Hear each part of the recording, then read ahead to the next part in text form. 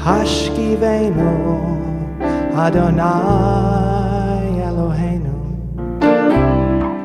The Torah reading Parshat Emor emphasizes the mitzvot of making sacred times. In this case, of setting aside special days in which you put aside all of your time-bound agendas so that you can more deeply connect with the eternal dimension of being. It says, Moadei Hashem asher tikra'u otam mikrei kodesh, elehem moadai. Special divine times you are to define as holy gatherings. These are my festivals. It then goes on to talk about the various festivals, beginning with Shabbat. Uvayom hashvi'i Shabbat Shabbaton. And on the seventh day, it shall be a Sabbath of Sabbaths. So why does it call Shabbat a Sabbath of Sabbaths?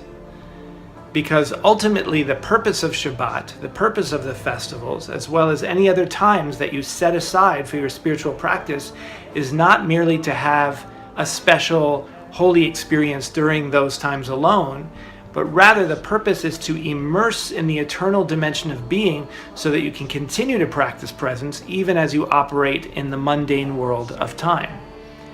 In that way, all times become like a Sabbath, and the actual Sabbath is then a Sabbath of Sabbaths. Because as we know, there are many forces of distraction on many levels that block that sense of life being a Sabbath. But when you regularly put those distractions aside in order to do your spiritual practice, you give yourself that space you need and allow the eternal dimension of being to blossom more and more into your life. So what does it mean to put aside the things of ordinary time? As it says, Mikra Kodesh, a sacred time, Kol Malacha Lo Ta'asu, all malacha, that is all work, don't do. Meaning anything that has goals and time, such as earning a livelihood, traveling, planning, working on projects, all those things that define your life in time as opposed to your actual life, that sense of simply being as you are right now. Don't do all that stuff. Make sure you have some special times that are sacred.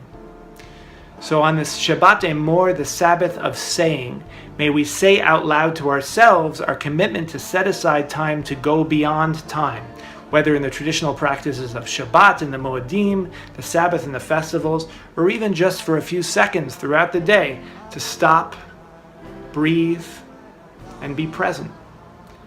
Perhaps even putting away phones and computers. And may the whole world be nourished by our commitment to practice, that we might be greater channels of love and healing in the world. Good Shabbos. Good Shabbos.